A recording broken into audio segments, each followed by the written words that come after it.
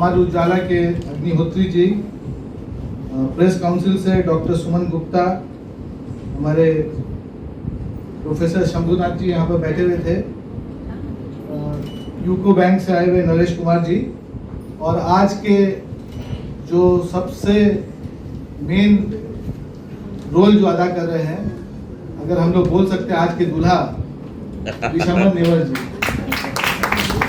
और उनकी पूरी टीम, सबको मेरा फिर से दिली सलाम।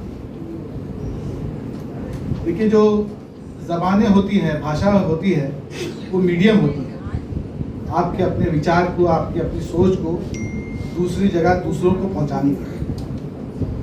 हमने देखा कि 1822 में 27 मार्च को जामे जहानुमा निकला। थोड़ा सा सोचिए इसमें, किसने निकाला, एडिटर कौन थे, कहाँ छपता था। तो जो मालिक थे उनका नाम था हरिहर दत्त, और एडिटर थे उनका नाम था पंडित मुंशी सदासुख लाल, एक पंजाबी जेंटलमैन, और जो प्रिंटर थे विलियम हॉकिंस। मुझे आज इस बात की दुख है कि आज की जो उन्होंने बहुत सारे लोगों ने कहा कि सत्ता की जो विचारधारा है उसमें एक जबान को एक मजहब से जोड़ दिया जा रहा है, उर्दू को। लेकिन हम जब देखेंगे तारीख में जाकर के, इतिहास में जाकर के, तो देखिए उर्दू का जो पहला अखबार था जामे जहानुमा, जाम माने आप लोग समझते हैं, जाम माने जिससे पिया जाता है, वो वेसल, वो गिलास, और जहानुमा माने वर्ल्ड लाइक, दुनिया जैसा। तो वर्ल्ड डाइजेस्ट, एक जहां पर दुनिया की खबर को समेट करके छोटा करके दिया जाए। तो उसके जो बानी थे वहां पर कोई मुसलमान नहीं था, ना उसके प्रिंटर मुसलमान, ना उसके एडिटर मुसलमान, ना उसका मालिक मुसलमान। बंगाली उनका मालिक हरिहर दत्त, एडिटर मुंशी सदासुख लाल और प्रिंटर विलियम हॉकिंस। तो ये इतिहास है उर्दू अखबारों का। उर्दू अखबार यहाँ से शुरू, बहुत इसमें उससे पहले हिकिस गैजेट 1816 में, और बाद में बंगला में संबाद कौमुदी ये 1819 में, और 1826 में हमारे उदंत मार्तन तो शुरू हुआ ही। अलग अलग अखबार, जैसे मैं कह रहा था, इन्होंने कहा गुरमुखी का भी अखबार यहाँ पर निकला। लेकिन मैं एक बात आपके इसमें नॉलेज में थोड़ा सा, इल्म में थोड़ा सा उसको क्या बोलते हैं, इजाफा कर दूं कि यहाँ पर फारसी का भी पहला अखबार निकला। फारसी ईरान में 1936 में पहला अखबार निकला, लेकिन उसी 1822 में राजा राम मोहन राय ने फारसी का पहला अखबार मिरातुन अखबार निकाला था। और क्यों निकाला था मिरातुन अखबार क्यों निकाला था?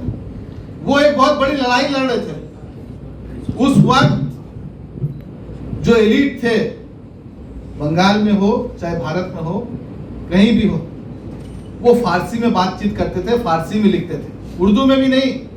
और हिंदी तो फिर बाद में आई, अंग्रेजी में कुछ लोग हो सकता हो, लेकिन जो एलीट थे, जो शोरफा थे, जो काउंट करते थे, पॉलिटिकल एलीट जो थे, वो फारसी में बातचीत करते थे, फारसी में लिखते थे। तो उन्होंने वो फारसी में अखबार निकाला एक ही पर्पस से।